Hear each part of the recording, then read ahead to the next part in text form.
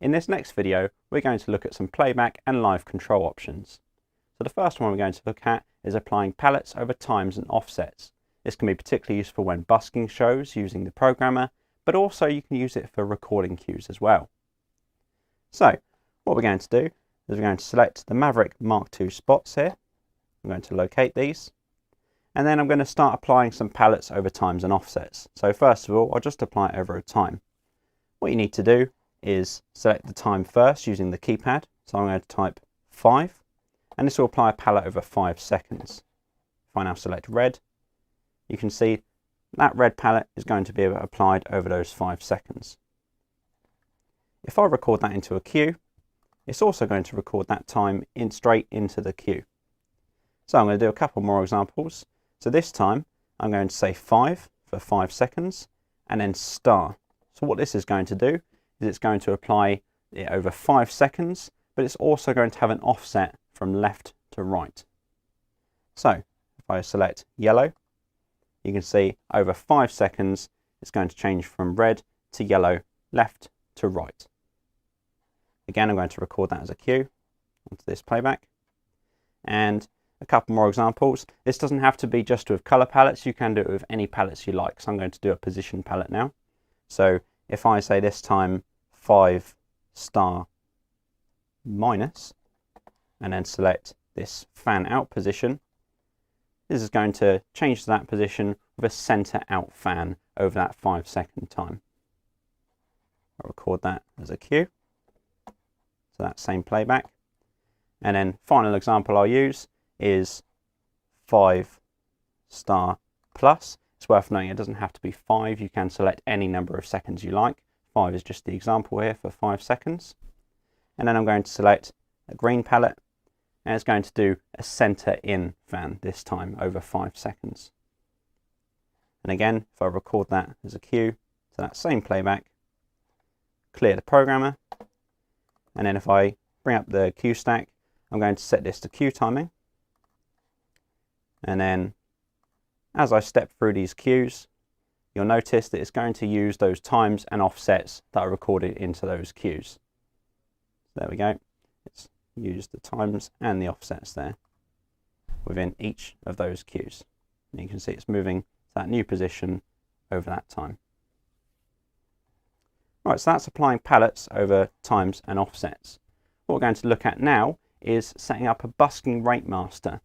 So what busking rate master can do is it means you can apply palettes over time, but you don't have to type the time first. You can just use this on, in this example, the crossfader, to just use that busking rate master to set the time. So if I go to setup, and then in the view settings tab, go to the playback tab, and then this third option here, crossfade master function, I'm going to change that to busking rate master. And you can see once I've changed that, a time appears down here. If I adjust the crossfader, bring this up a bit, this time's going to change up to a maximum of 10 seconds. So between 0 seconds at the bottom and 10 seconds at the top. So if I go back to layout 1, select my spots, locate those. If I just apply palettes, with that busking rate master at the bottom, they're applying over 0 seconds, they're just applying straight away. If I lift the crossfader up, my busking rate master, to around 5 seconds, and then apply a palette, it's going to apply that palette over that 5 seconds. And again, if I take the crossfader right up to the top, 10 seconds, and apply another palette, it's going to apply that palette over that 10-second time, as you can see. Right, so that's setting up a busking rate master, which is sort of the alternative to using times with palettes. What we're going to look at now is also tap to time buttons. So setting tap to time buttons is particularly useful when busking live shows, to make sure everything's nice and in sync with the music of your live bands that you might be lighting. So if I go to setup again, and again under view settings, playback, we've got a couple of different options here. The first one is down towards the bottom of the window, we've got tap to time buttons here. By default, this is set to none. If I double click on this option, it's going to pop up the various options we've got here. So we've got the options to set a few different buttons up as tap to time buttons. I'm going to use S buttons as an example. So this is going to mean that each S button on each one of my playbacks is now a tap to time button for that individual playback. As an example, if I bring up the QStack window for this playback I've just recorded, and then go to change this to chase timing, and say, yes, I want to change it to chase timing. If I bring up that fader, it's running along at that time. And then if I tap the S button in time, that's working as a tap to time button now, so it's going to follow that time that I've just tapped. It's worth noting as well, if you want to carry out any of the normal functions with your S key, such as bringing up the QStack window, with it set to a tap to time button, this isn't going to work. What you need to do is hold down the Shift key on your keyboard and then tap the S key, and then it will work as normal. So that's tap to time on S keys. Another option we've got for this is using the crossfade button. So again, if I go back to setup and go to here, we've got crossfade button function under this same playback tab. I can change that.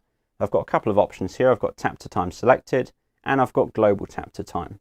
So the difference here being tap to time selected would be for the currently selected S key, or global tap to time is going to apply that time over absolutely everything that's active. So if I select global tap to time, what I'm going to do is I'm going to activate a couple of cues here. So I've got this par chase here, and then this QStack that I've just recorded here. There we go, we've got both of those running. And I'm now going to press the crossfade button here,